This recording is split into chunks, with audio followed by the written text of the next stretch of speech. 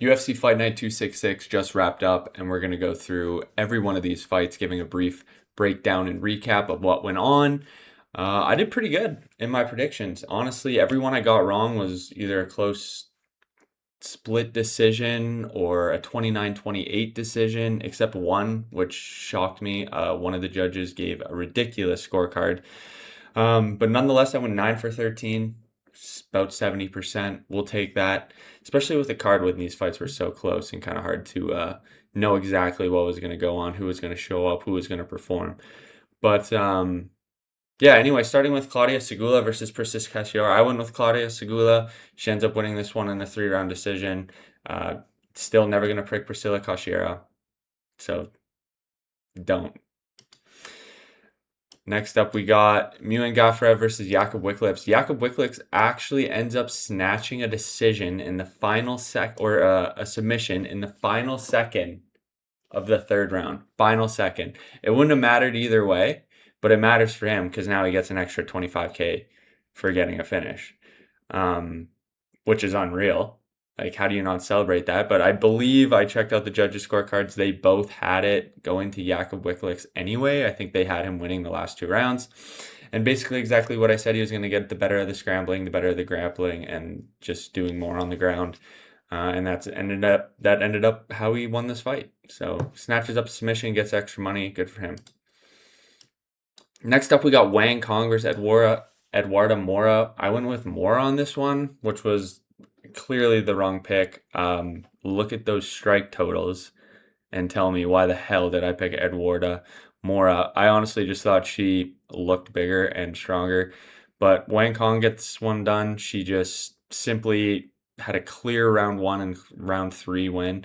Round 2, one of the judges still gave to Wang Cong, even though Eduarda Moura was on top for most of that round and actually almost submitted Wang Cong. It was that rear naked choke was so deep, and Wang Cong just fought out of it, got her way out of it, got back to her feet, landed punches, but still, I mean, to me that was clear. Moura round 2. I don't know how you give that to Wang Cong, but nonetheless, Wang Cong, good performance by her.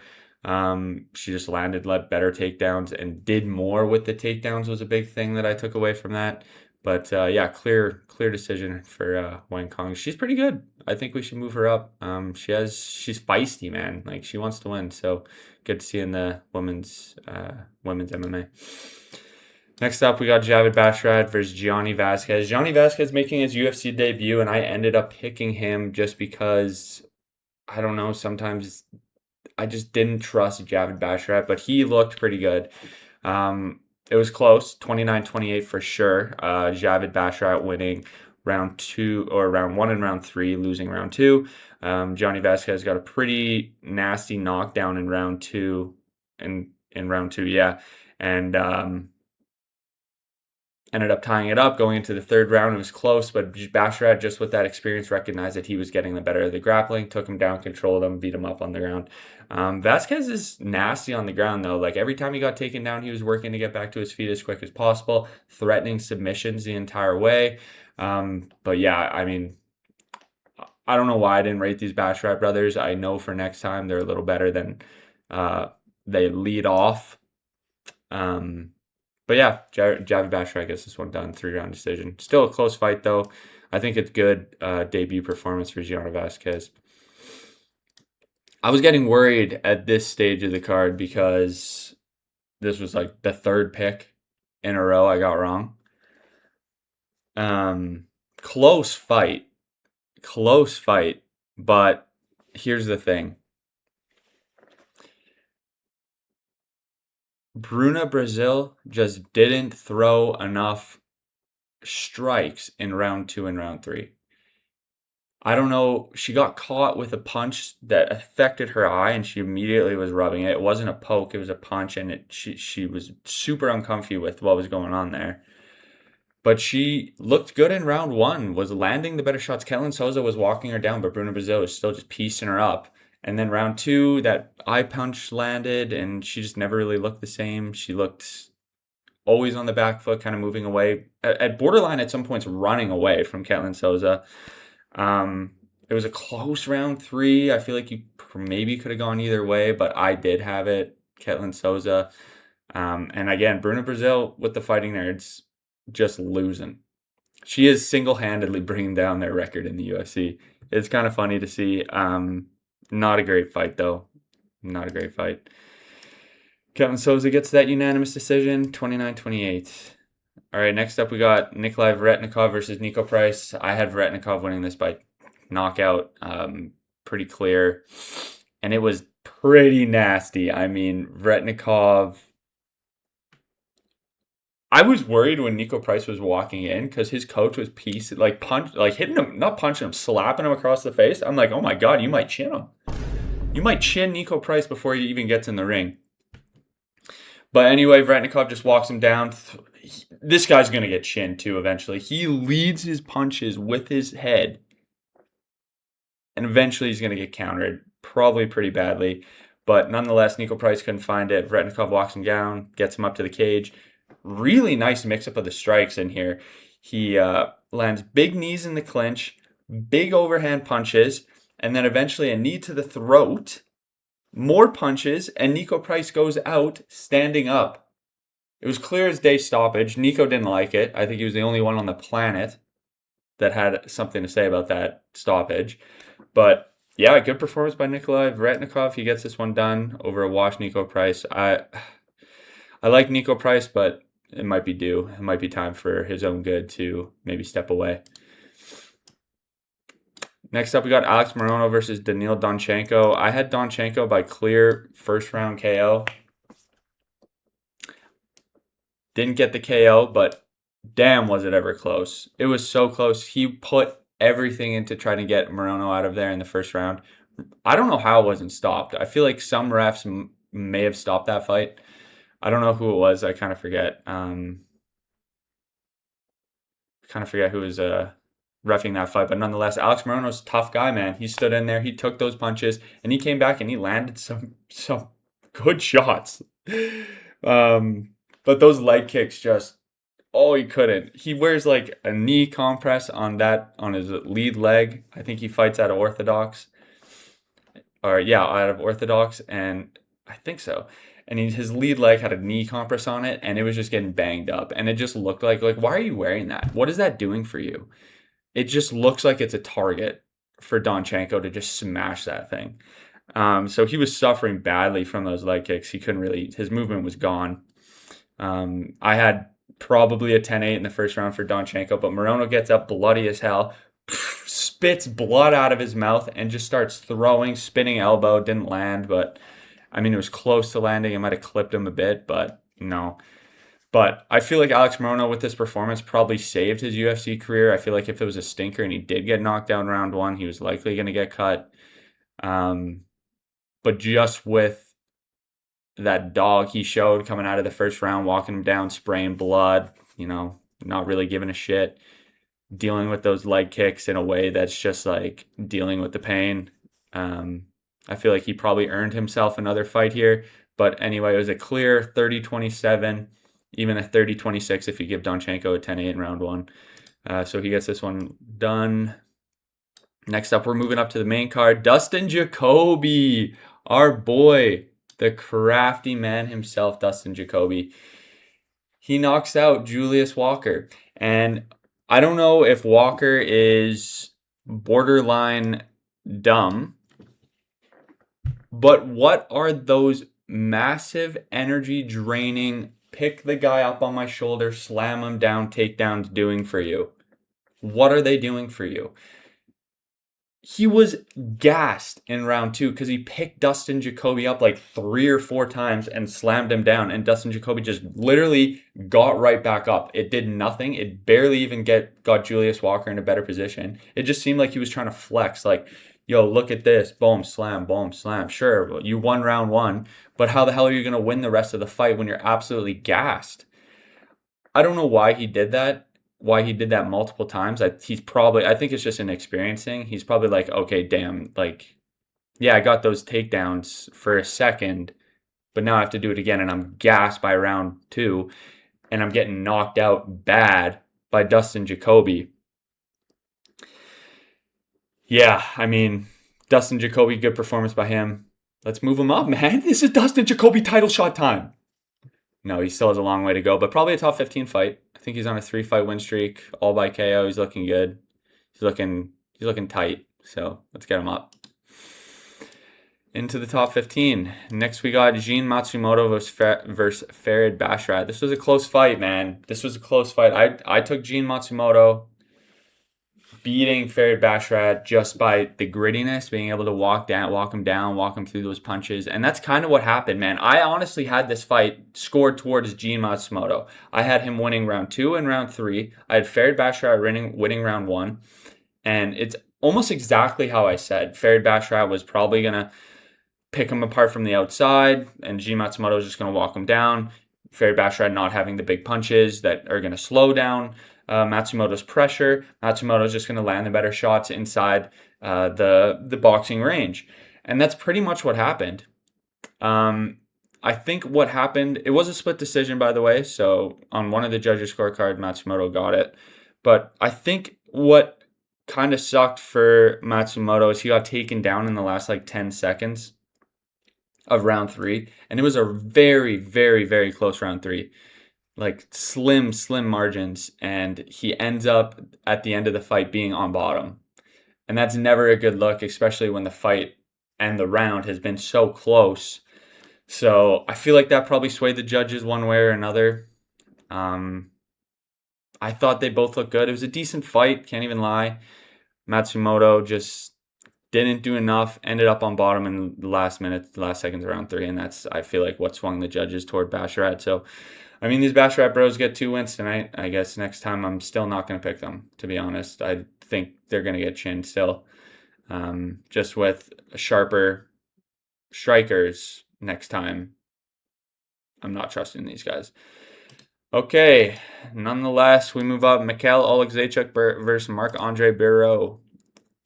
I had Mikhail Oleksiejczuk by KO. He won this fight clear. I think he lost round 2, though. But round 1 and round 3, clear Oleksiejczuk wins. But I feel like he just did more the whole fight. But a lot of the judges gave round 2 to Marc-Andre Barreau. I don't know, man. I thought Mikhail Oleksiejczuk was going to be able to put Marc-Andre Barreau away, but he didn't. But he did have a good performance. He landed the better strikes. He was doing more. Good jabs, good 1-2s, good kicks up the middle. And especially in the third round where it was maybe 19-19, Mikhail Oleksiejczuk walked him down, landed way better shots. Marc-Andre Barreau looked pretty gassed in round 3, wasn't really doing a whole lot. And Oleksiejczuk gets this one done. Not a bad fight, not a great fight. It was just kind of tit for tat, point fighting the whole way through. So, yeah, Mikhail Oleksiejczuk 3-fight win streak now. Good for him. We like to see that. Oh my God, here we go. Jailton Almeida versus Rizvan Kuniev. Oh my God. I chose Kuniev simply because I hate Jailton Almeida, but Kuniev won this fight pretty clear. Jailton Almeida doesn't like fighting. This guy doesn't like fighting. You can't tell me otherwise. I don't even think he likes to hit people. I think he's a little softy, and he doesn't want to punch people in the face. He doesn't want to punch people anywhere. Although in the third round at the end, he was mixing it up nice, going upstairs, going down to the body. But I don't think this guy likes fighting. And I think he actually might get cut. This might be the UFC's breaking point where they cut him. Cut both of these guys. This fight sucked. Rizvan Kuniev shouldn't even be in the UFC with his steroid use before joining the UFC. One fight before joining the UFC had a no contest that was overturned due to him popping for steroids. And Jailton Almeida has never put on a good fight in 3 or 4 fights. Both of these guys should not be in the UFC. I know the heavyweight division is so shallow, so absolutely terrible right now. It's the worst division in the UFC, bar none. It's not even close. Flyweight's getting pretty bad too, just with what went on with Pantoja and just and he's beaten all the contenders already. But heavyweight is rough, dude. And I don't think the UFC can afford to cut both of these guys, but they should do it anyway. And I don't think they'll cut Rizvan Kuniev literally, but Gilton Almeida, he actually might get cut. And he actually might be, like I have on my banner since day one, PFL champ. This guy's career's in trouble, for sure. He needs to reevaluate. Like, if he gets another UFC fight, he needs to get a finish, and he needs to get a finish quick. If he does any smudging tactics, it's over for him. Like, he could get cut on a win if he does something stinky in his next fight. If he even gets a next fight, I think he's going to get cut.